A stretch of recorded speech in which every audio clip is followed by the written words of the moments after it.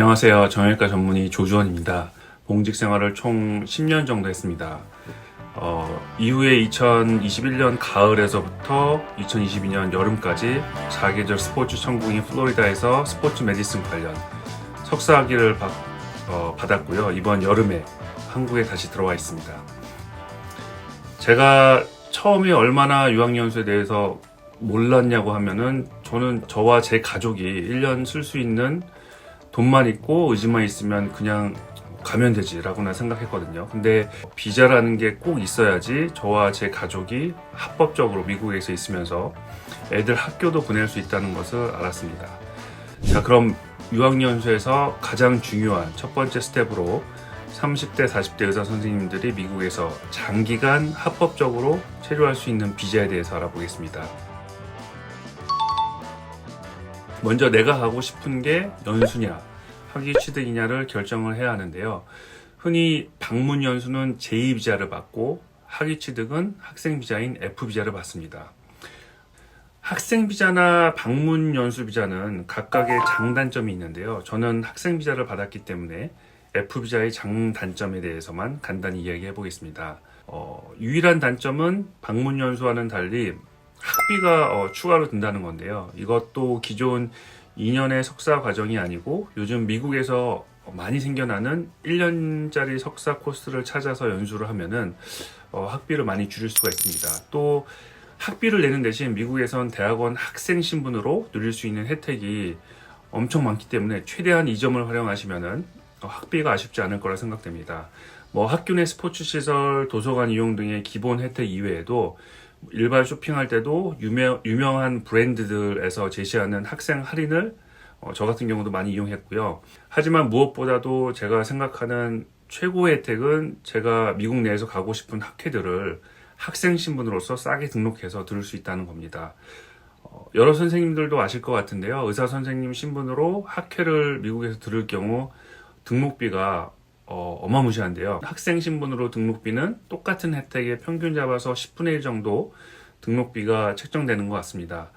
의사 신분으로서 대학원 선택 과정과 팁에 대해서 말씀드려 보겠는데요. 미국 대학원 프로그램이 우선 너무 많기 때문에 선택에 있어 제 경험으로 말씀드리겠습니다. 저는 정형외과를 전공한 뒤에 스포츠 메디슨에 관심이 많아서 공부를 하다 보니까 손상 메커니즘에 대해서도 궁금한 게 너무 많았었는데 찾아보니까 이런 걸 공부하는 학문이 있어서 지원을 했었습니다. 요즘 미국에서 4+1이라고 해서 많이 생겨나고 있는 1년짜리 석사 과정이고요. 졸업 석사 논문 통과 과정도 비교적 쉬운 장점이 있습니다.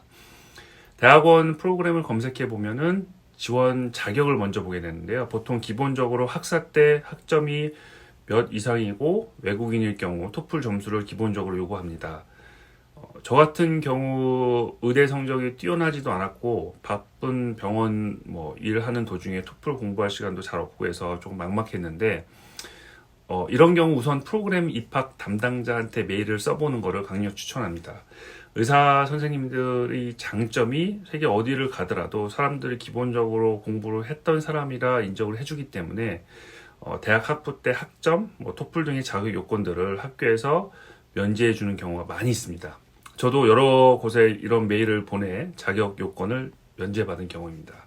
이후 자기소개서 추천서를 쓰는데 이건 인터넷의 샘플이든지 쓰는 법이 너무나 잘 소개되어져 있기 때문에 참고하시면 쉬울 거라 생각됩니다.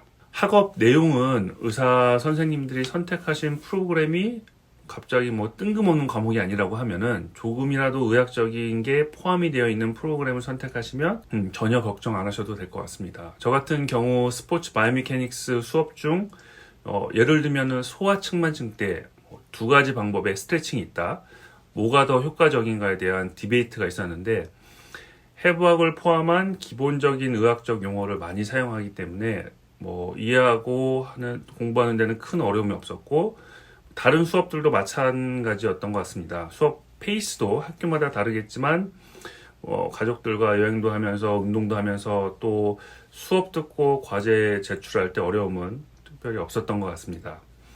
선생님들께서 여기 오시게 되면은 다른 유학 오신 분들과 차이가 있다면 저희는 큰 꿈을 가지고 온 것보다는 아까 처음 말씀드린 개인적인 충정과 그 다음에 의사로서의 지식, 습득과 그 다음에 가족과 같이 함께하는 시간을 위해 대부분 오시기 때문에 학점에 스트레스 받지 않고 내가 하고 싶은 방향으로 공부할 수 있는 게 가장 큰 차이이자 장점 같습니다.